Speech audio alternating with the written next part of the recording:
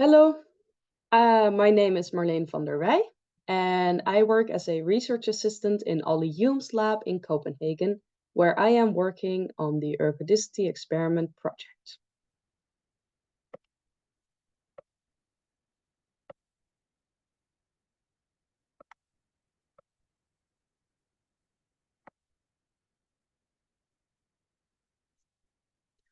In this talk, I will explain a new method we are developing for mapping utility in the brain. Previous evidence suggests there is a mapping from utility to midbrain dopamine responses. In this experiment by Stauffer et al., a monkey chooses between risky and safe gambles for juice rewards. From these choices, marginal utility functions can be computed. They found that the dopamine firing rates in the brain were higher for a higher marginal utility of the amount of juice, suggesting that the marginal utility can predict dopamine firing rates.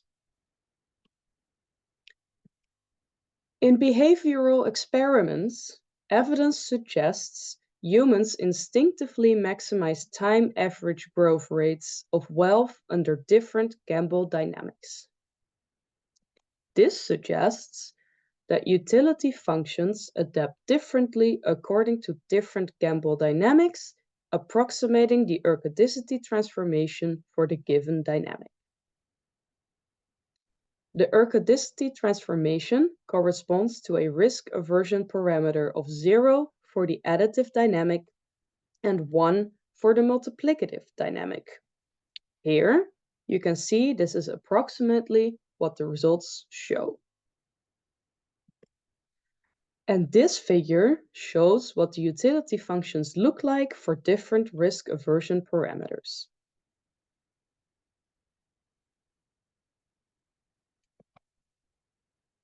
Up until now, evidence of utility mapping onto dopamine responses is only observational. A single utility function appears to resemble the observed dopamine response. We do not know whether this is just a coincidence. To figure this out, we can experimentally manipulate the dynamics to control utility and see whether this changes dopamine responses. This tests whether the mapping is coincidental or not.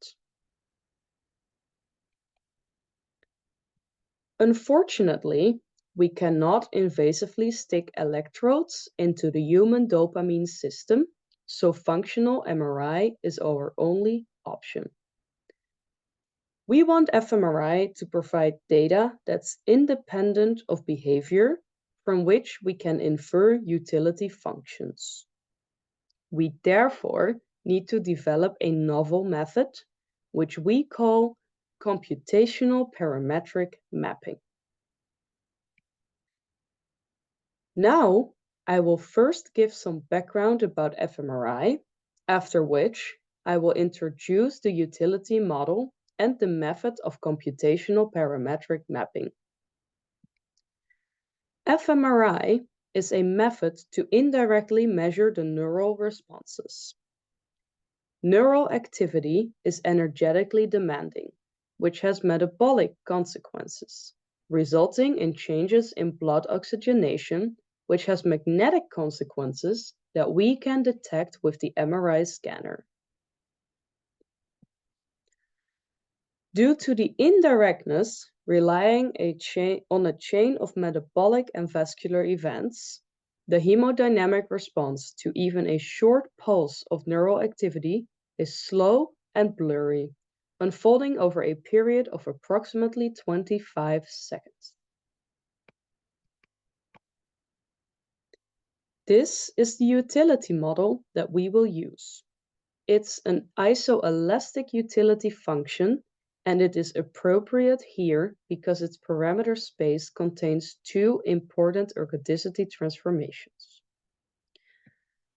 Utility is dependent on the current wealth and the risk aversion parameter.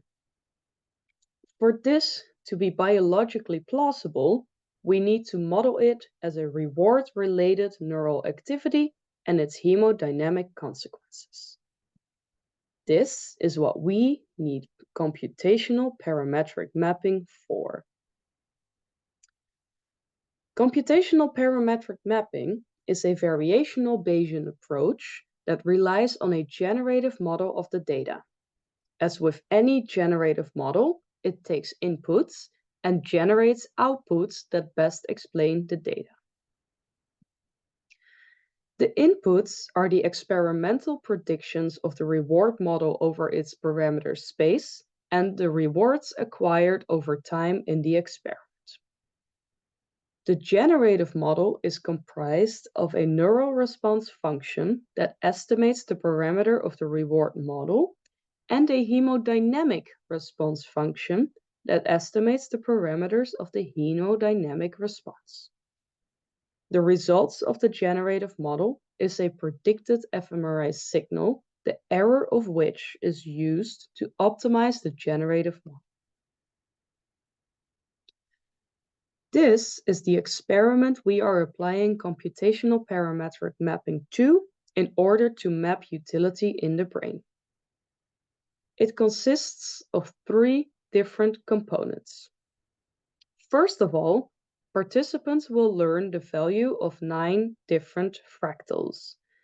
We test how well they learn these values with no-brainer choices, where they have to choose which of the 2 fractals has a higher value. Then there is the decision task. The participant is asked to choose between 2 fractals on the left and another 2 fractals on the right, which both represent a 50-50 gamble. After they have chosen, a coin toss will determine which fractal will be used to update their current wealth. Here, you can see the trajectories of the wealth as participants play the game.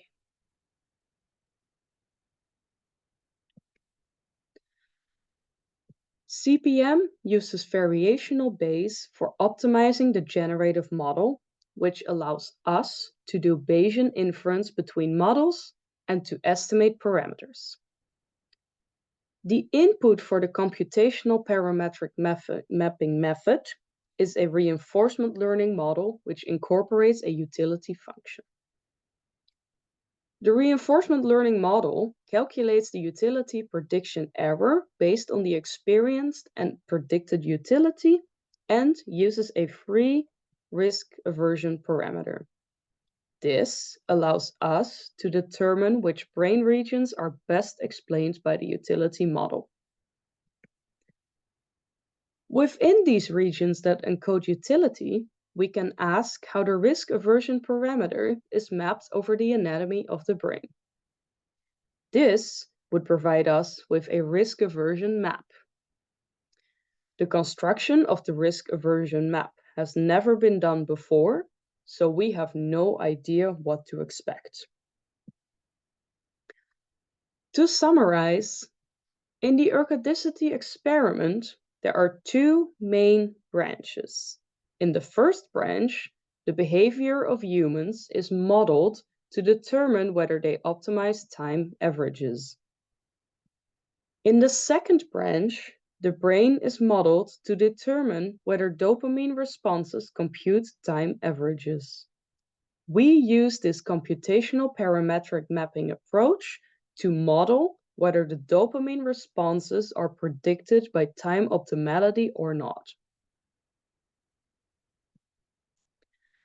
I would like to thank you all for your attention, and please feel free to ask questions or give any feedback regarding our methods.